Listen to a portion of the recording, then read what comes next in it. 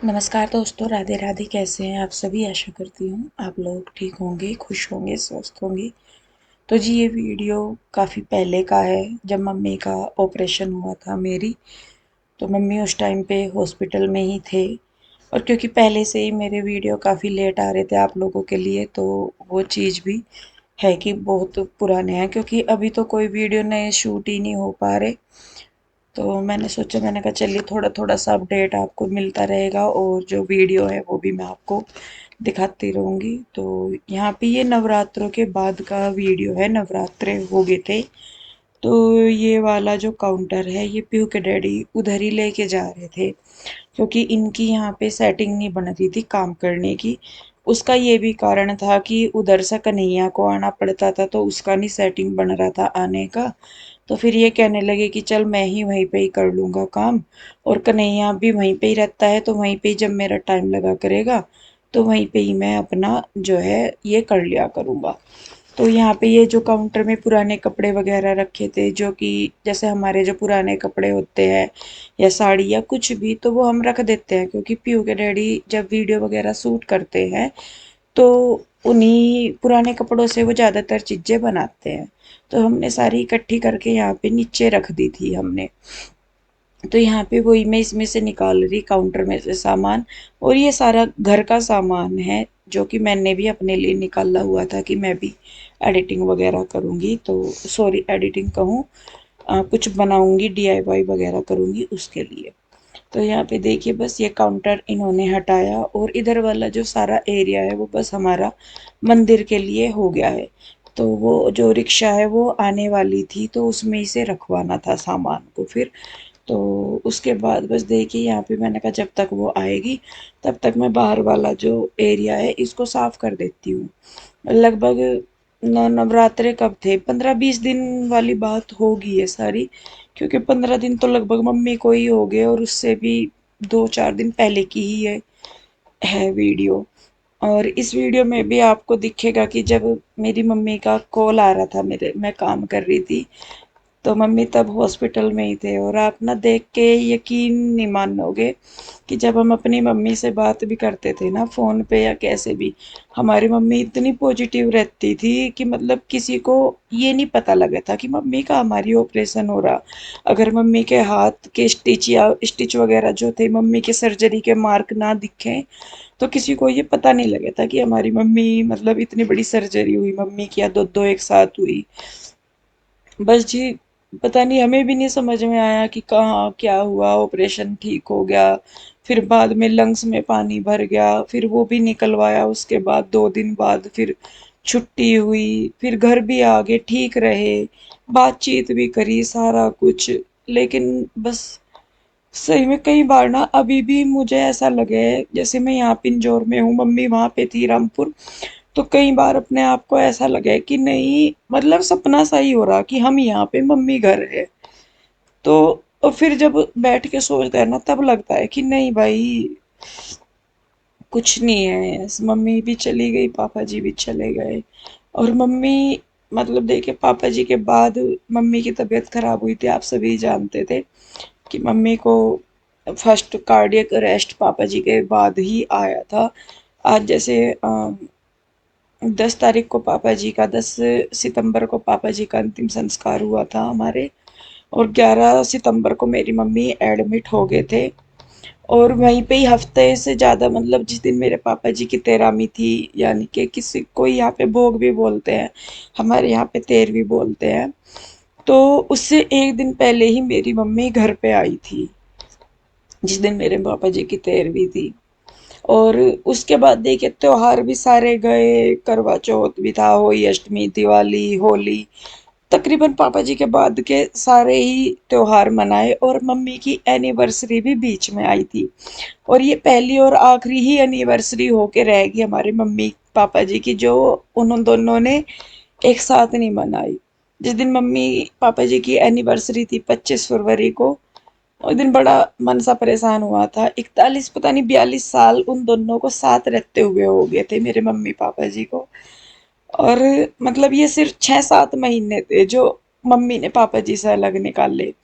और जैसा हम बात भी करते थे ना अपनी मम्मी से, कोई दिन ऐसा नहीं जाता था मम्मी का, अगर मम्मी 2-3 दिन में 2-3 बार भी बात कर रही, तो कभी ऐसा नहीं होता था कि हमारी मम्मी पापा जी का जिक्र ना करती हो। हर बात में सिर्फ पापा जी की बात जरूर करती थी। वो कह देते हैं ना कि बोलता अपना जो मन है, वो मेरी मम्मी का पापा जी में ही था।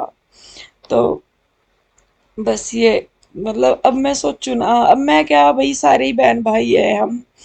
देखिए जी, ये है कि माँ के साथ ही माँ तक, माँ बाप जो है ना, सारे माँ के रिश्ते माँ के साथ और बाप के रिश्ते बाप के साथ ही होते हैं।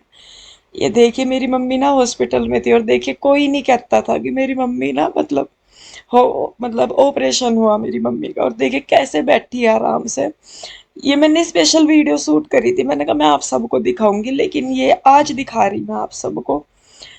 और बस कई बार ऐसा लगता है कि जैसा हम वीडियो वगैरह शूट करते हैं ना, तो ये उनकी यादों के तौर पे हमारे साथ रहेगी। जितनी भी वीडियो वगैरह हमने अपनी मम्मी पापा जी की घर बनाई या कुछ भी बनाया, आज ऐसा लगता है कि जीवन में ये कुछ ऐसा था कि भगवान ने हमें ऐसा दे दिया कि हाँ भाई, हम जीवन भर उन चीजों को देख सकें, महसूस कर सके कि हाँ मम्मी पापा जी ऐसे थे या वैसे। तो मैं मम्मी की बात बता रही थी कि मतलब एक अटैक तो मम्मी को तभी आ गया था जब हमारे पापा जी पूरे हुए, और दूसरा अटैक हमारी मम्मी को दिवाली के टाइम पे आया था, जब हमारे गांव में पूजा हो रखी थी, तो वहीं पे ही मम्मी रह गए थे। और यहाँ पे भी उस दिन जो लास्ट में हुआ मम्मी, वो भी यही बताया जा रहा है कि वो तीसरा भी अटैक ही था मम्मी को, कार्डियक अरेस्ट ही था। और तीसरे में तो चाहे नॉर्मल भी हो कोई चीज, बहुत कम कोई सरवाइव कर पाता है। और मम्मी का शरीर कमजोर था, क्योंकि जिस दिन से पापा जी गए थे, मम्मी बिल्कुल खाट पे ही बैठ गई थी।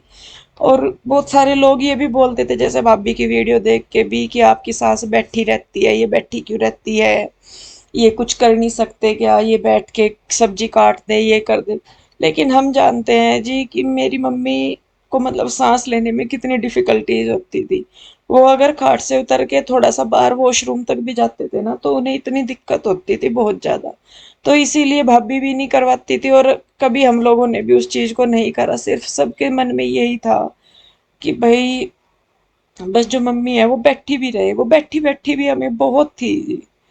सच में भगवान जी ने इस तरह की चोट दी है ना, एक झटके में हमें मतलब बिन माँ बाप के बच्चे कर दिए हम। पहले पापा जी गए तो ये हुआ कि बिना बाप की हैं, ये बिना बाप के बच्चे हैं, और जब मम्मी गई तो एकदम से ये हो गया कि ये बिना माँ बाप के बच्चे हैं। तो अपने आप में ना वो बात इस तरीके से चुभ है कि बहुत बुरी, कांटे की तरह। मैं मैं समझा नहीं सकते आपको वे शब्द कि हाँ वो कितने बुरी तरह चुभते हैं।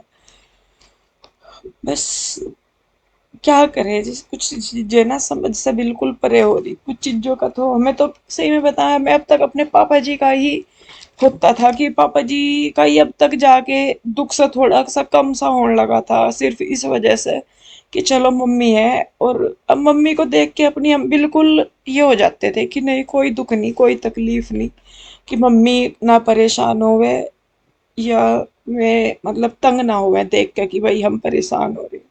सिर्फ इस चीज के करके हम कभी अपनी मम्मी के आगे रोए नहीं, ना मैं, ना मेरी बहन, ना मेरे भाई, कोई सा भी मम्मी के आगे कभी रोए नहीं हम। एक आधी बार तो जैसा हो गया तो ज्यादा ही अलग बात है, नहीं तो जितना हमसे दबाया जा सका था ना, या जितना हम मम्मी के सामने खुश होकर बात कर सके थे, उतनी ज्यादा हमने कोशिश की, सिर्फ इस वजह से कि मम्मी ठीक रहे। मम्मी के करके हम अपने पापा जी का दुख भी ऐसे नहीं मना सके कि हाँ हमारे पापा जी चले गए और हम ढंग से उनका दुख मना ले। क्योंकि मम्मी एडमिट हो गए थे, और जब मम्मी घर पे भी थे, मतलब जिस दिन पापा जी पूरे हुए, तो सब यही बोलने लगे कि वे तो चले गए, अपनी मम्मी की तरफ देखो। क्योंकि मेरी मम्मी को हार्ट की प्रॉब्लम पहले से ही थी, बीपी की, हाई बीपी की, तो उनकी तरफ देख के कोई रोया भी नहीं। पापा जी मतलब पूरा हो गया था शरीर, आगे ही लेटे हुए थे, लेकिन फिर भी हम अपनी मम्मी की तरफ देख के इतना रो भी नहीं रहे थे कि नहीं मम्मी ठीक रहे। खुद हमारी मम्मी भी नहीं रो सकी, क्योंकि उनको ना एकदम बीपी की दिक्कत थी, तो कुछ होता था तो एकदम से सांस फूलना, घबराहट होना, बेचैनी होना, ये वाली सारी चीजें। लेकिन अब ऐसा लगे कि जी जितनी भी हम लोगों ने कोशिश करी, जितनी भी मम्मी ने एफर्ट करे, जितने भी भाई ने करा, जितना भी किसी ने कुछ करा, वो सब एक झटके में सब खत्म हो गया।